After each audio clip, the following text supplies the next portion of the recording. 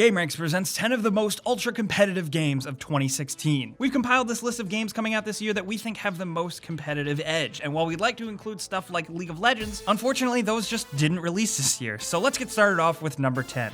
LawBreakers is a multiplayer first-person shooter based around role-based combat. I'm sure you've probably heard that before, and I think this game is often very much compared to Overwatch, with people thinking it's very unfortunate that LawBreakers is releasing way after everyone's already hyped on Overwatch. But from looking at it, I'm hoping LawBreakers does enough to really stand out, with character-specific abilities that are more first-person shooter-based and not really as wacky and quirky. While this is a game entering a very packed market with similar games like this, so far people who have got into the alphas and the betas have really enjoyed what they've played and have built up somewhat of a community out of it, and are even anticipating the final full release. I really hope this game does enough to really stand out and set itself apart. I'm also, as a Gears of War fan, putting my faith behind the creative mind of Gears of War Cliff Bleszinski, who is heading up this game. I really hope it turns out good. And at number 9, we have Madden NFL 2017, which is, of course, a football game. It's more football. What do you really want? Well, first things first, this Madden, of course, has gotten an update. Like every year, it gets incremental updates with slight tweaks to gameplay, a few new features, and an updated roster. But it's worth noting that Madden's tournaments get bigger and bigger every year. Last year's big official tournament for Madden 2016 had a $1 million prize pool. That's nothing to scoff at. And then, of course, there's the complete other side of competitive gameplay for Madden, and that's just couch gameplay, because people take these football games very seriously, and some people right on their couch bet money and friendships over these things. And at number 8, we have Street Fighter V. While not as universally loved as Street Fighter 4, Street Fighter V still gets around on the tournament circuit. It seems like within the Street Fighter community, which is a very large one, there's a lot of question of whether or not Street Fighter V will have the legs to hold up and be as huge of a thing as Street Fighter 4. But as a competitive multiplayer game, it does have a lot going on. It has a ton of different organized tournaments just within the Street Fighter community, of course. The netcode for the game has also been the strongest, and while Capcom didn't really spend a lot of time and resources on a single player mode or really a complete release, they did double down on improving the tech with connecting for online matches. Some people have found Street Fighter V a little bit easier to get into and really learn the ropes, which is good for a competitive tournament because that has more players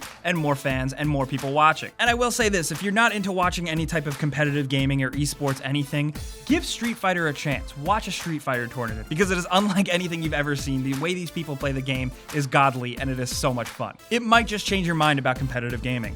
And at number 7, we have Clash Royale. Yeah, okay, I know, it's a mobile game, it may not technically be a real game, but we have to acknowledge that a ton of people play this game. Whether you're a casual gamer or a real hardcore gamer, you might have this game on your phone in your pocket, and it is incredibly competitive. While it hasn't completely taken off quite yet, there is a lot of esports potential talk for this game. The big esports money people do have their eyes on it, and there is potential there because the developers behind Clash Royale actually built the game with esports in mind.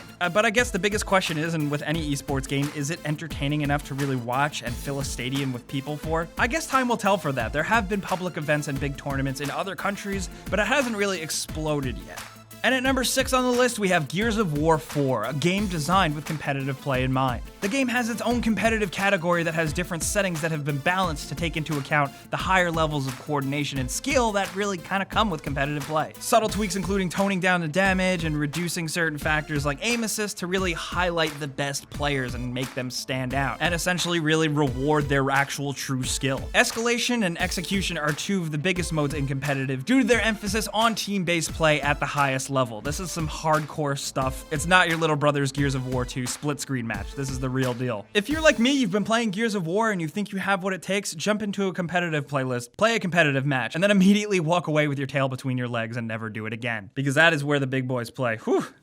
And at number 5, we have NBA 2K17, which stacks up on the list very close to Madden NFL 2017 for the exact same reasons. Of course, 2K17 is another yearly update in this sports game with incremental updates like, new features, little tweaks here and there, and an updated player roster. And it's been funny to see the basketball community really react to the balancing and how Curry and Durant will really pan out because of their godlike statistics. Last year with NBA 2K16, 2K sponsored a Road to the Finals tournament, a bracket-based tournament where players could get in and ultimately take part in a tournament to win a $250,000 prize pool. It was a really big success. It lined up with the actual real-world NBA Finals, and I wouldn't be surprised if 2K did it again this year. And that's some good-ass competitive play, so I definitely say keep your eye on that if you are a 2K basketball fan.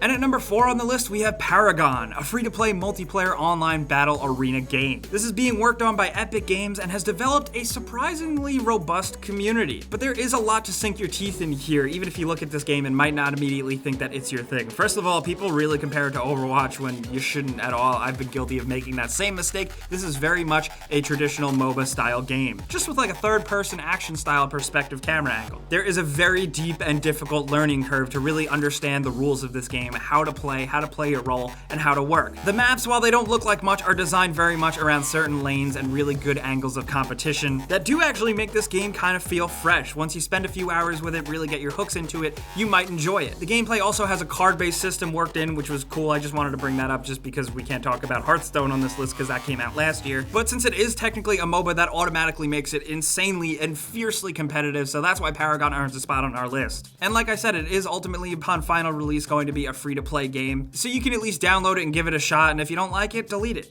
And at number 3 on our list, we have Call of Duty Infinite Warfare. We sat around and tried to pick one of the many first-person shooter games that are releasing this year, and ultimately we settled on Call of Duty, not just because of what Call of Duty is, but really just the competitive tournament scene aspect around it. There have been Call of Duty tournaments for years, and in a way they built up esports into what they are today, and they are an absolute blast. Call of Duty Infinite Warfare is going to have multiple tournaments sponsored by various companies going on all year after the game releases, and one of last year's biggest Black Ops 3 tournaments had a prize pool of over $1 million.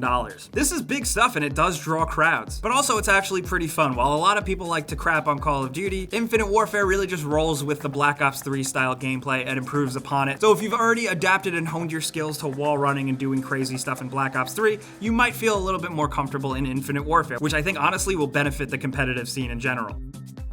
And at number 2 on our list, for you football/soccer fans, we have FIFA 17. Of course, like every other sports game I mentioned on this list, this is a yearly update, so you get the little incremental updates here and there, and of course, better rosters. But the FIFA gameplay scene is fiercely competitive around the world. There are multiple tournaments, most notably the Championship Series with live and in-game events that EA Sports runs. For FIFA 17, according to EA Sports, they're setting up a new Championship Series, boasting one of their biggest prize pools ever for one of their EA Sports competitions. And if that's not really your scene, I definitely think FIFA is one of those games to mention that has a really good couch competitive scene. I know for a fact football fans around the world sit on the couch screaming and yelling at each other playing these games, and ultimately that's what makes FIFA an important and good game.